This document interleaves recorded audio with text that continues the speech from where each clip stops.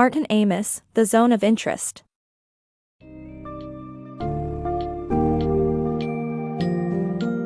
Welcome to the intense, morally complex world of The Zone of Interest by Martin Amis. This gripping narrative unfolds on the fringe of a Nazi concentration camp, where beauty and brutality intertwine in hauntingly profound ways. As an exploration of the human condition amid unspeakable horror, the story unearths the banality of evil through the eyes of various characters: Golo Thompson, a Nazi officer entranced by the commandant's wife, Hannah; Shmuel, a Jewish prisoner grappling with his forced complicity in the camp's atrocities; and Commandant Paul Dahl, whose cruel efficiency epitomizes the dehumanizing machinery of the Holocaust. Prepare to delve into a narrative that poses unsettling questions about morality, humanity, and the corruptive power of totalitarian systems. The summary encapsulates these complexities, offering insights into how love, guilt, and defiance manifest in the darkest corners of human history.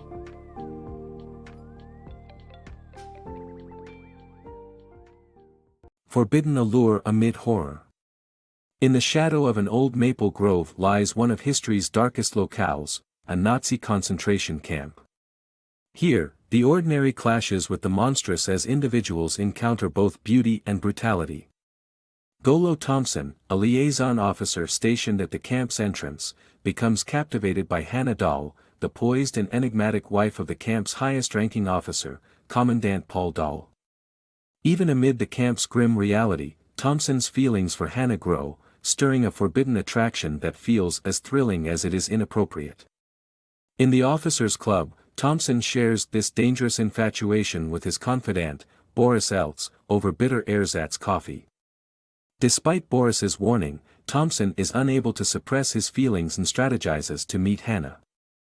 Seizing an opportunity, he approaches her under the pretense of a message from Berlin, entering the home she shares with her monstrous husband. The villa's floral decor and flowing curtains stand starkly against the harsh, cold brutality of the camp just outside. As Thompson engages with Hannah, his flirtations meet her reserved responses, eliciting his frustration at her distance. Their conversation is brutally interrupted by the screams of new prisoners, a visceral reminder of their grim surroundings. Commandant Dahl seeks to drown out these cries with the camp orchestra's classical music, an eerie juxtaposition that deepens the heaviness of the moment for Thompson and Hannah. This interruption leaves a profound silence between them, hinting at the complex web of emotions woven by their context. Commandant Dahl, indifferent and calculating, oversees the grim procession of new arrivals, including the vulnerable elderly and children from France. As he orchestrates their demise under the guise of showers, his actions reveal a chilling blend of efficiency and cruelty, underscored by twisted notions of necessity. Even as he plots violence against his own wife, the camp's orchestra plays on, another surreal mask over the atrocity. After his meeting with Hannah, Thompson departs, burdened by the weight of his desire and the guilt of his proximity to ongoing horrors. Despite his inner turmoil, his resolve to see Hannah again is bolstered by emotions he can't easily dismiss. Meanwhile, we are introduced to Shmuel, a Jewish prisoner forced to serve as head of the Sonderkommando.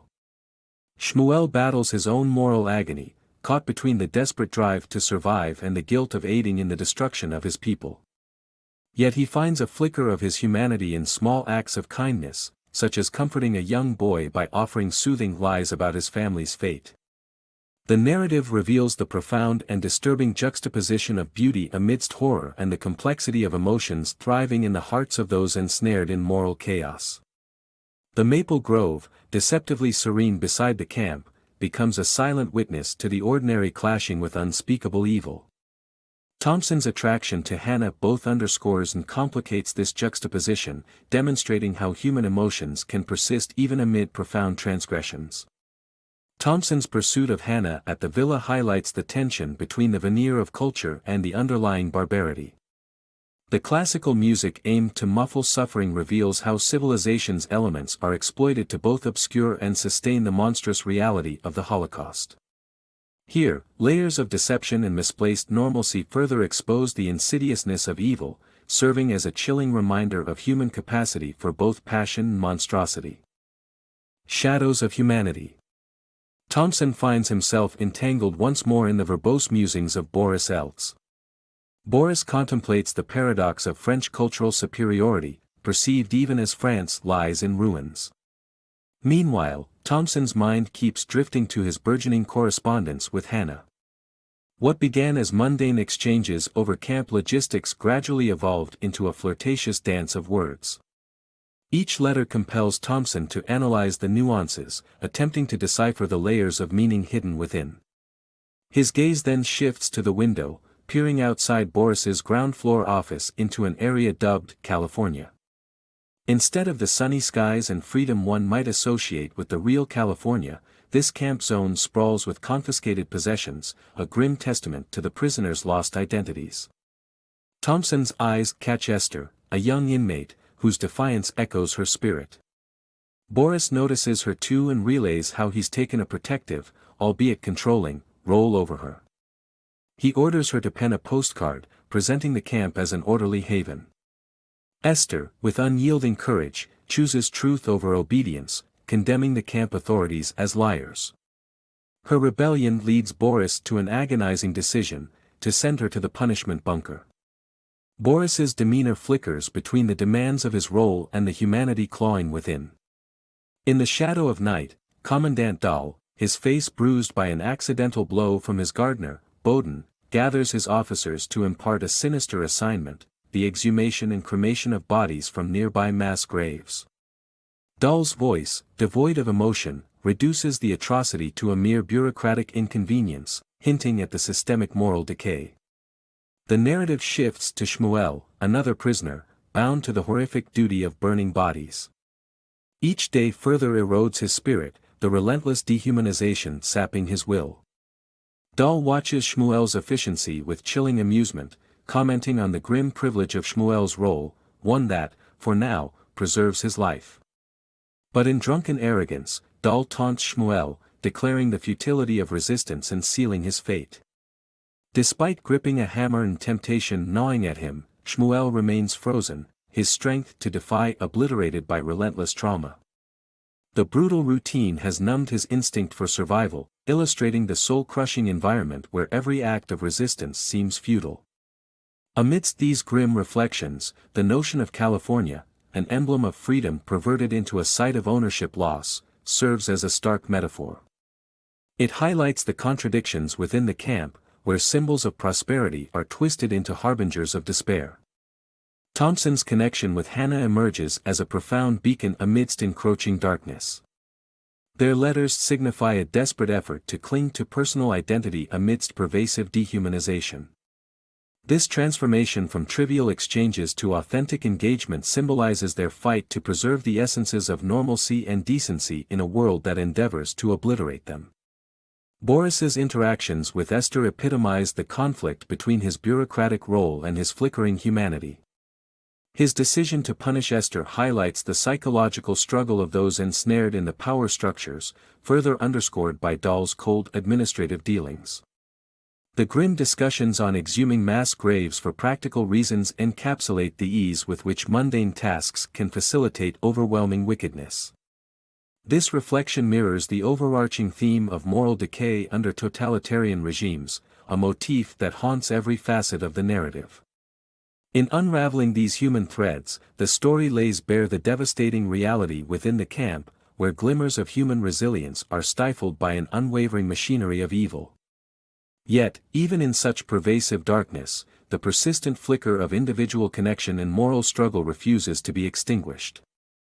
Shadows of resistance.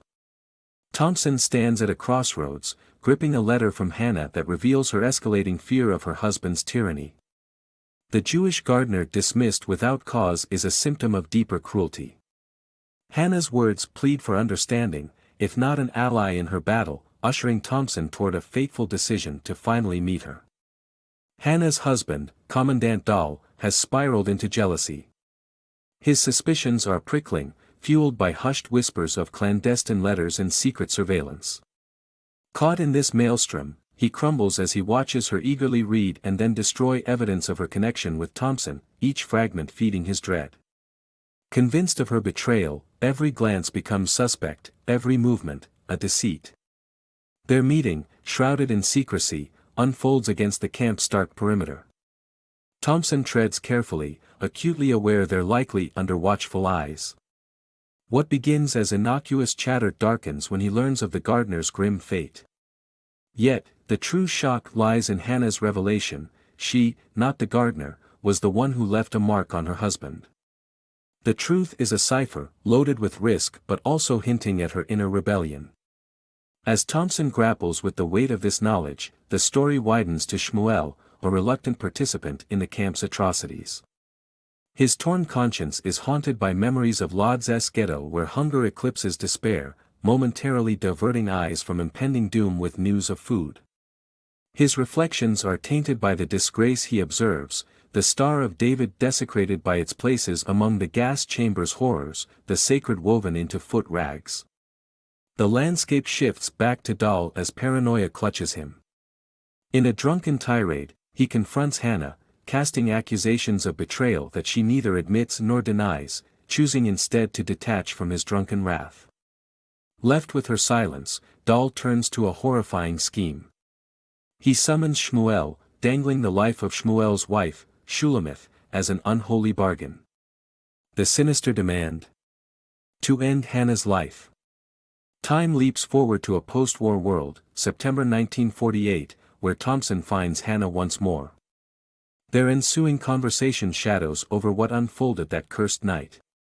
Shmuel, driven to moral brinksmanship, aimed to reclaim his dignity by turning a weapon on himself. But it is Dal who emerges, eclipsing the night with lethal shots to Shmuel, cementing his legacy of malice. This act of violence echoes in Hannah's soul, leading her to abandon Dal and the remnants of her life with him. The conversation between Hannah and Thompson is rife with complexity.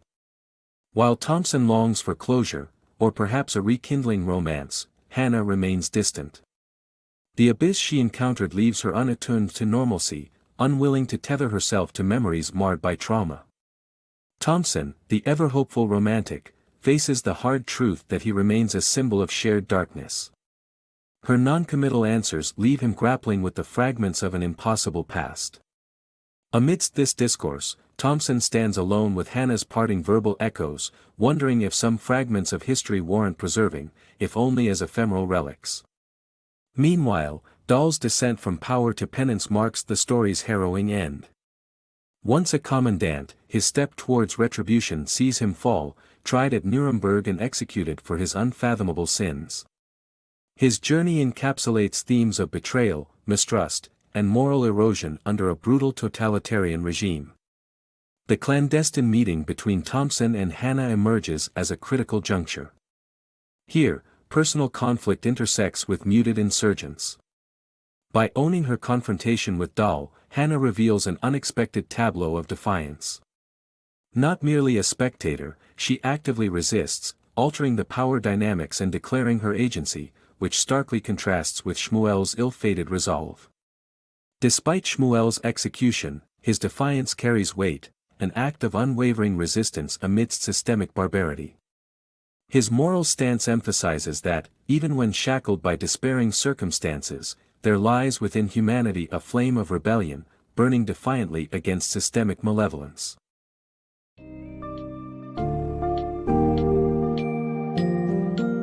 In The Zone of Interest, Martin Amis deftly illustrates a chilling intersection of human emotions against a backdrop of systemic evil. This novel leaves us with vital reflections on the endurance of personal desires and moral dilemmas amid hellish circumstances.